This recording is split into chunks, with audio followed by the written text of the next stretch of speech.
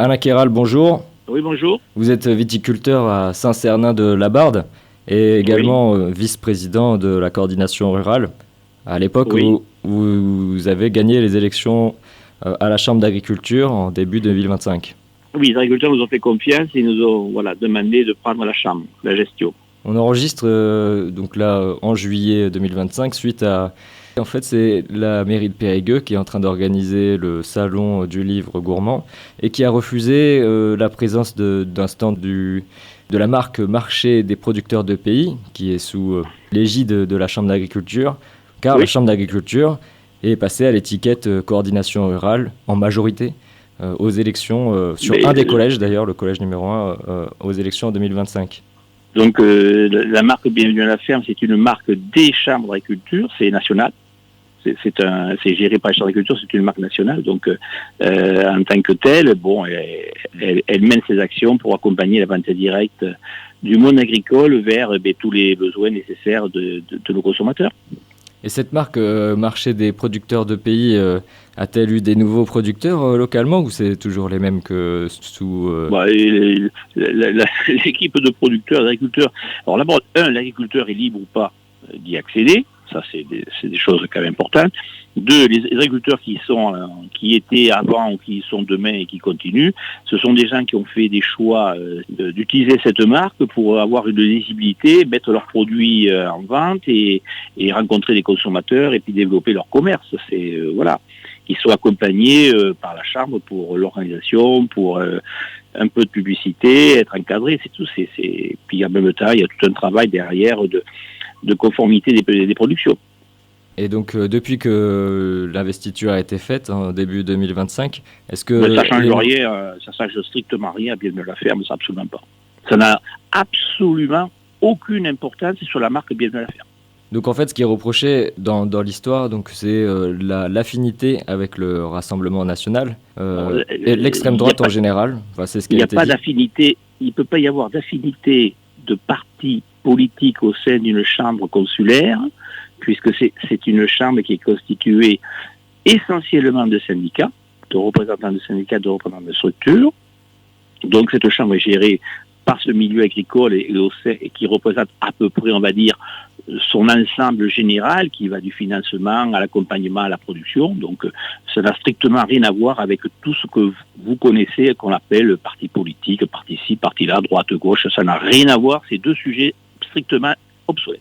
Sans doute, ce qui a été aussi mis en avant, c'est aussi la participation en personne de Rémi Dumort à l'inauguration de la permanence parlementaire de Nadine Lechon, première circonscription de Dordogne, pour la députée de Alors, Dordogne.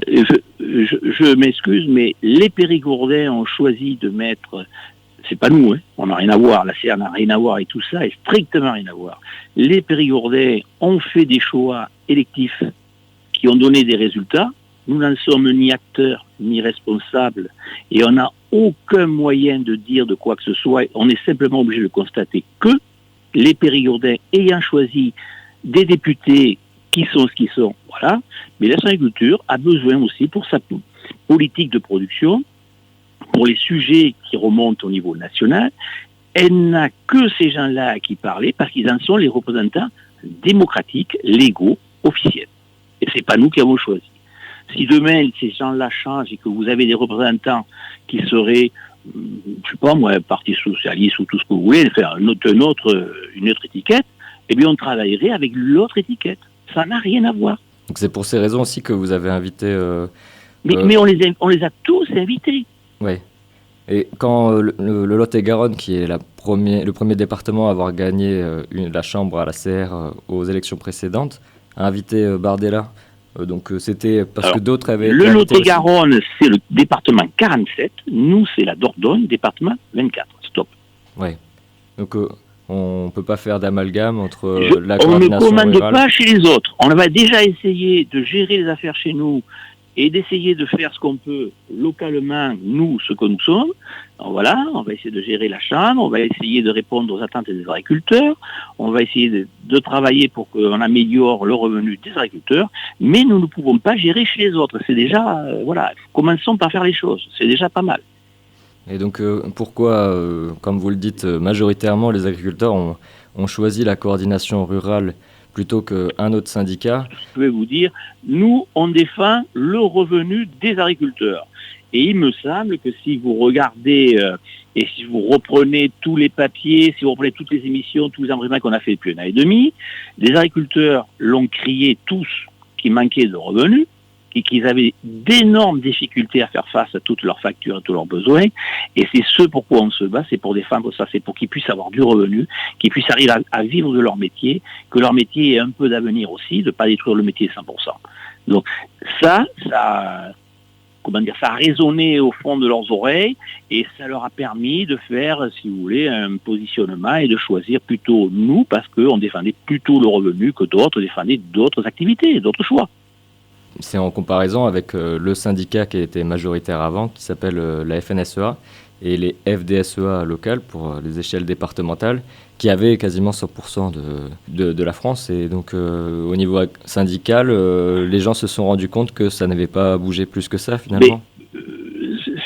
Mais soyons clairs, si ces gens-là avaient défendu le revenu en étant gestionnaire de la Chambre depuis plus de 70 ans, la question du revenu ne se poserait pas.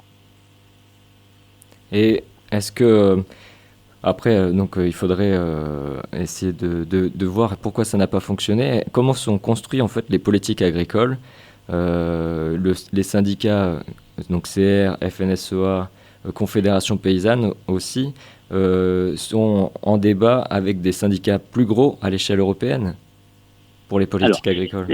C'est plus compliqué. Alors, au niveau de l'Europe, il n'y a que le COPA-COGECA, donc c'est la seule structure qui représente, on va dire, le grand monde des syndicats européens.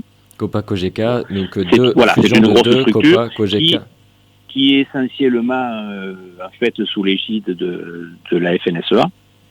Parce que c'est tous les syndicats de tous les pays européens, matériel agricole et tout.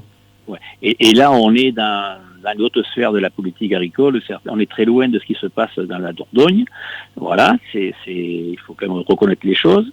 Nous faisons ce que nous pouvons, mais c'est vrai que le vrai patron de l'agriculture, c'est l'Europe. C'est tout. C'est comme ça, quoi. Et donc, le vrai patron, c'est lui qui prend les grandes décisions qui nous sont favorables ou fatales.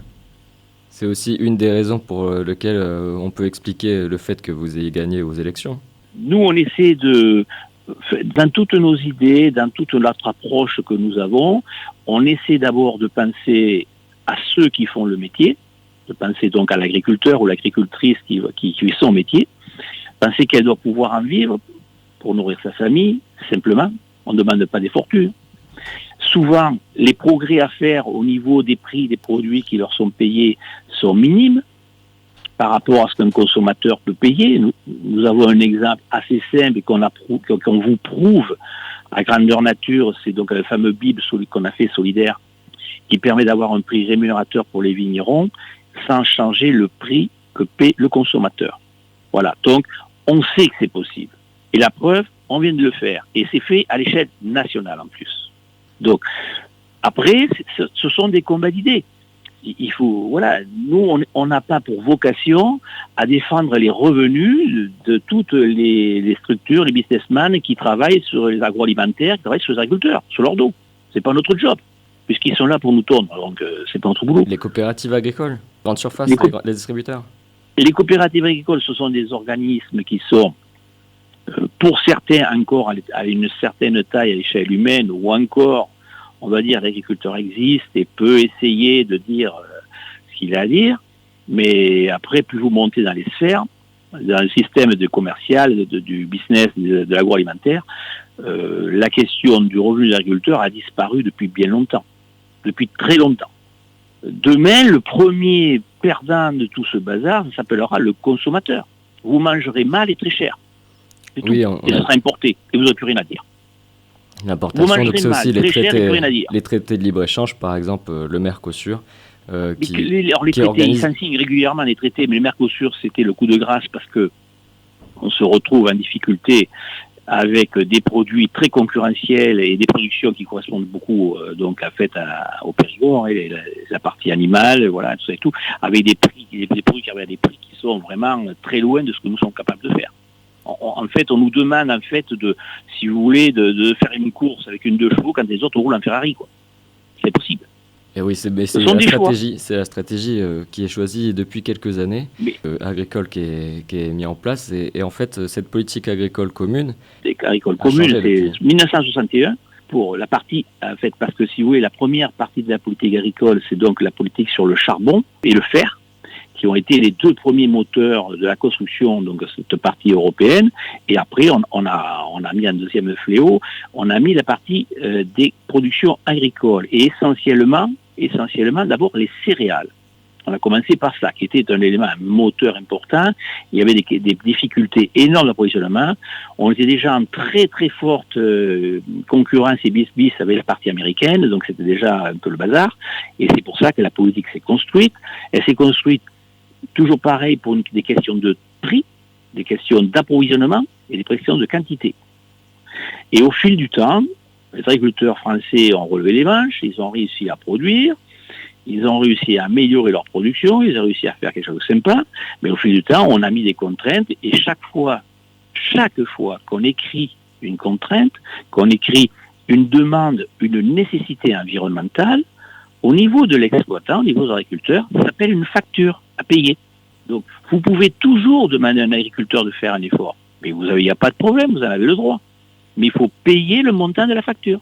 Et on voit que le Rassemblement national est aussi dragué par des puissances financières et des puissances syndicales, comme par exemple l'ancien patron du MEDEF. Et il y a quand même un rapprochement avec...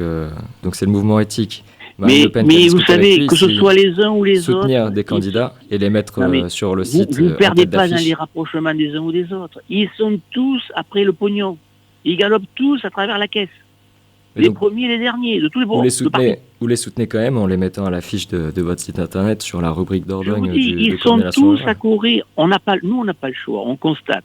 Ils sont tous à courir à travers un porte-monnaie, du premier au dernier. Vous en profitez aussi. C'est un peu surfer sur la vague de la popularité du Rassemblement national. C'est pas une vague, parce que nous, c'est du réel. Parce que demain, les Rigourdins, ils votent une autre type de personne, on fera pareil avec l'autre. C'est ça qu'il faut comprendre. C'est que ça ne nous correspond pas du tout. On n'a absolument rien à voir avec ça. Ce sont des erreurs qui ont été faites par des médias qui sont bien sûr, qui aiment le scandale, le scoop, le machin, tout ce que vous voulez, voilà. Ce n'est pas notre tasse de thé. Nous, notre tasse de thé, c'est toujours cette exploitation, cette famille d'agriculteurs, ces hommes et ces femmes qui bossent, qui savent de quoi vivre et de faire leur métier avec plaisir. Mais alors le choix de mettre des agriculteurs à l'Assemblée, admettons que vous choisissiez des agriculteurs qui méconnaissent les constitutions. Donc, en fait, comment les lois ont été écrites. Donc, comment faire changer les constitutions. Ces questions-là, l'article 48 du traité sur l'Union européenne, le fait qu'il y ait l'unanimité pour voter toute décision, tout changement de constitution. Si les députés ne connaissent pas ces sujets, finalement, vous n'allez pas avoir gain de cause. La politique agricole ne va jamais changer. On va faire plus simple que ça. Je me pose la question, dans toute l'assemblée que nous avons, de tous nos représentants, de tout le territoire, ils sont nombreux, 500 et quelques, combien connaissent combien de sujets? Combien connaissent la Constitution? Combien connaissent le fonctionnement démocratique et les lois? Ce n'est plus une question d'étiquetage ou de couleur, c'est une question de personne. Quand j'en parle avec notre sénateur, qui est formidable parce qu'il nous consacre beaucoup de temps, quand j'en parle avec lui, même lui, ça me pose la question. Que ce monde des gens qui se sont engagés et qui font de la politique, en fait, ne connaissent plus le métier du monde de l'entreprise, du monde de la ruralité, des productions et tout ça. Ils en sont très loin. Et par contre, ils vont prendre des décisions, ils vont voter des lois, sans savoir. C'est la question, en fait, dans l'article de la Constitution du traité européen, l'article 63, par exemple, parle de libre circulation des capitaux et des biens. Donc, c'est inscrit dans les traités que les capitaux peuvent s'évader.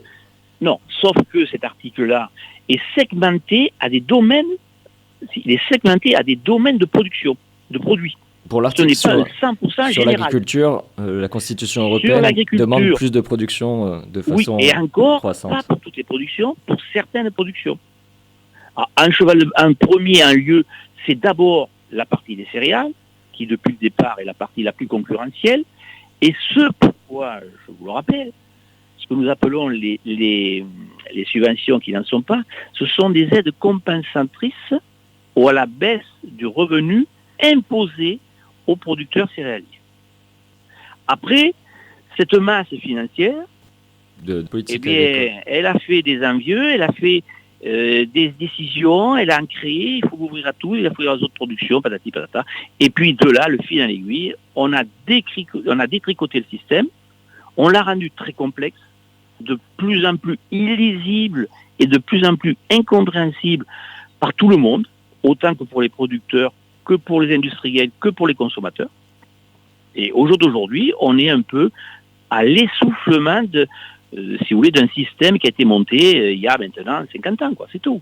D'ailleurs, en 92, on était à l'essoufflement du système qui a été monté dans les années 60. Et c'est pour ça que 92, ce système s'est réécrit, se recréé. Après, il y a eu tout un tas de petites particules, de petites notes régulières, tous les 3 ans, on refaitait une couche et tout ça. Peut-être. Mais le fin fond des choses est qu'on est arrivé au bout du bout, là. Et pour parler du sujet, du fait des reproches d'extrême droite de la coordination rurale. Je suis désolé, le maire de Périgueux a commis une faute de démocratie. Elle est lourde de conséquences. C'est une faute de démocratie, purement et simplement. Je suis désolé. Quand on est maire, quand on est un homme élu, on respecte les organes consulaires. Je suis désolé. Il a commis la faute. Sur la démocratie, ça vous fait pas peur quand même de mettre en affiche vraiment des candidats d'un parti où vous n'êtes pas sûr vraiment de comment c'est dirigé, avec donc Robert Dubois, conseiller régional qui avait été démissionné. Nous, on ne représente rien du tout au niveau électoral. On ne met rien en place. On subit. On en prend plein la tête par les choix et les décisions de toute la société. C'est tout ce qui nous arrive. Et c'est pour ça que les choses vont mal. Parce que vous vous rendez pas compte, qui veut vivre demain avec 500 balles par mois et travailler 70 heures par semaine? Qui? Plus, vous allez risquer 300-400 000 euros par an. Et vous pouvez parler de ces sujets de prix rémunérateurs pour les agriculteurs sans mettre en avant forcément un parti qui pourrait être un parti. Mais c'est pas un parti. Moi, je vous ai parlé de tous les partis. Je ne mets pas un. Je ne mets pas un. Je dis, parce que la situation d'aujourd'hui, elle n'est pas le fruit d'un mois, ni d'une année. C'est le résultat depuis 1992, pour la partie de la dernière PAC. Là, il y a du monde qui est passé, là. Hein. Là, je pense que dans les gens qui étaient aux manettes et aux décisions, à mon avis, si on fait le tour, il y a une belle brochette. Hein. Oui, c'est comme l'argument électoral qui dit on n'a jamais testé, donc on veut voir. Et ça, c'est un constat, c'est pas un argument. Ça, c'est un constat. Ça peut être un argument. Ça, c'est un constat. Mais après, bon, au niveau du Rassemblement national, par exemple, quand on sortait cet argument, c'est nier aussi le. Non, ça, c'est pas un argument, c'est un constat. Vous constatez que. Mais ce n'est pas de l'argumentaire. L'argumentaire, c'est pas ça. Quand Marine Le Pen, Jordan Bardella, qui est le compagnon de sa nièce, quand il y a tout un petit groupe dans le parti. Non, mais vous me parlez que de ça. Mais vous savez, ces gens-là, ils ont été mis au pouvoir par le choix de la société, pas par le mien, par le choix de la société. Nous n'avons pas le choix que de faire avec eux. On ne sait même pas ce qu'ils feront de nous. On ne le sait pas.